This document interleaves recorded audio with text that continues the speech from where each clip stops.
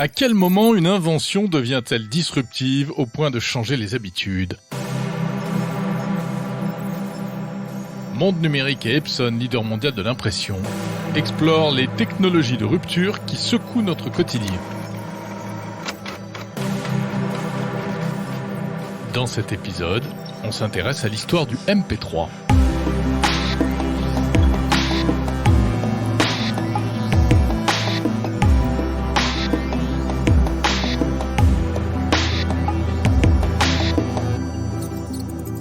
MP3, 2 lettres, un chiffre, dont tout le monde a oublié la signification exacte, mais qui résume une révolution technologique, la dématérialisation de la musique. Et du son en général, si vous écoutez ce podcast, c'est grâce au MP3.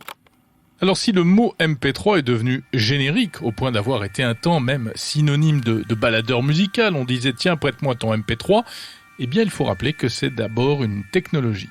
C'est l'abréviation de MPEG-2 Layer 3, une technologie de compression numérique qui permet de diviser par 10 ou 12 le poids d'un fichier audio, et ainsi de le stocker plus facilement et de le transférer par Internet.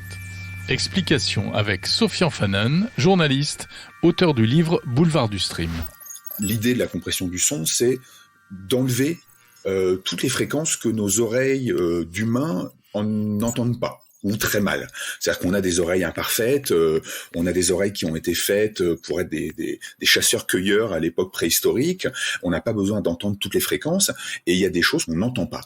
Donc on peut les enlever du son. Alors ça va quelque part abîmer le son dans le sens où il va perdre en profondeur, en épaisseur, etc. Ça c'est un autre débat, mais on va enlever toutes ces fréquences-là, et en plus on va jouer sur plein d'astuces qui ont été découvertes au fur et à mesure depuis les années 40-50, c'est vraiment des histoires qui commencent très tôt, tout ça, pour comprendre comment nos oreilles fonctionnent et surtout comment notre cerveau interprète ce que nos oreilles entendent.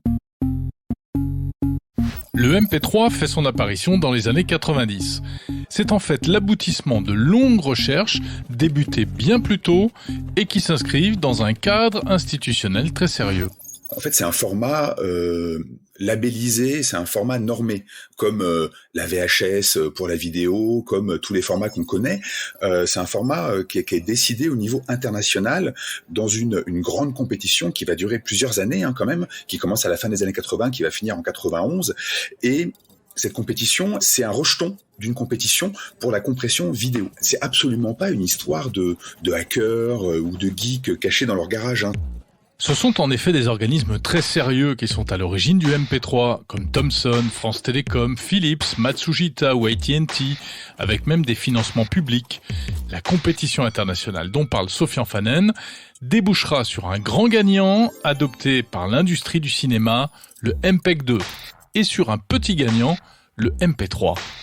La paternité du MP3 sera alors attribuée à l'Institut allemand Fraunhofer, pour des raisons politiques. On est en 91. 91, c'est juste après la chute du mur de Berlin. On est dans la reconstruction allemande. On est dans la construction de l'Europe aussi, ce qui va devenir l'Union européenne, etc., d'un nouveau monde politique et géopolitique. Et en fait, il faut donner quelque chose aux Allemands à ce moment-là. C'est pas possible que les Allemands repartent sans rien dans une compétition internationale comme ça. Et donc, on va leur donner le MP3 en disant: votre solution, elle est super, par contre, elle demande trop de puissance d'ordinateur. Et il faut trop de puissance informatique, et en fait, au début des années 90, on ne visualise pas l'augmentation stratosphérique de la puissance des ordinateurs. Donc, on dit, voilà, votre solution, elle est plus efficace, mais elle est trop gourmande. Donc, on vous donne le nom MP3 pour que tout le monde soit content, mais vraiment, le gagnant, c'est le MP2. Et du coup, le Fraunhofer Institute se retrouve avec cette bonne technologie, mais impossible à vendre. L'horizon commercial paraît donc bouché. Le MP3 risque bien de rejoindre le grand cimetière des technologies mort-nées. Heureusement, les Allemands de l'Institut Fraunhofer ont une idée.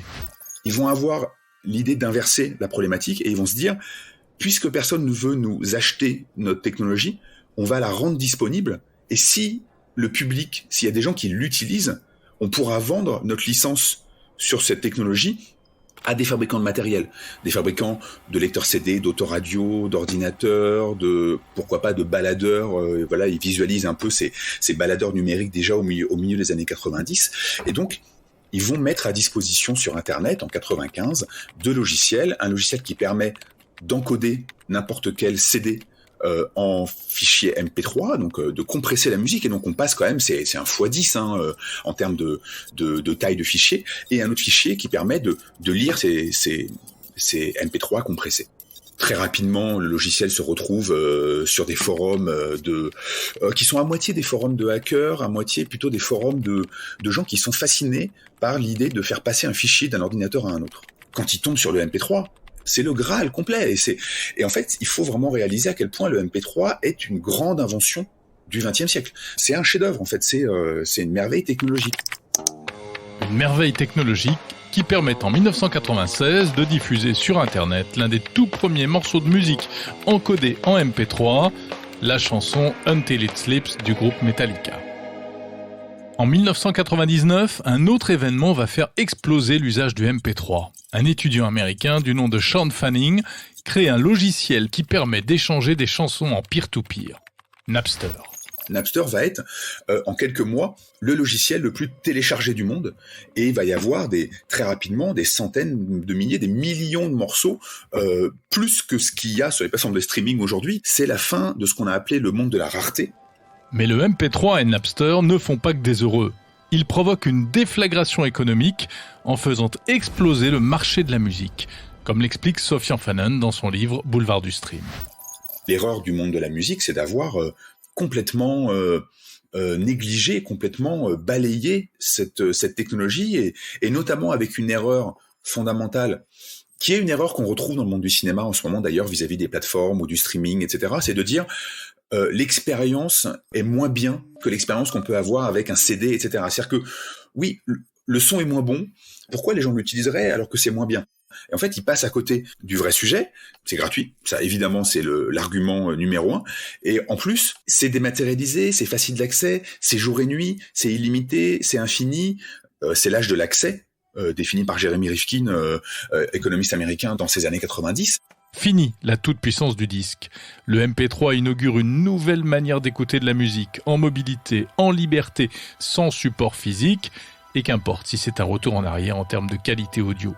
Viendront ensuite les plateformes de streaming légales avec de nombreux formats d'encodage dérivés du MP3. Cette histoire montre comment une technologie, malgré d'incroyables résistances, a réussi à transformer en profondeur une pratique partagée par tous, l'écoute de la musique. Retrouvez d'autres histoires de tech de rupture dans cette série spéciale de Monde Numérique en partenariat avec Epson.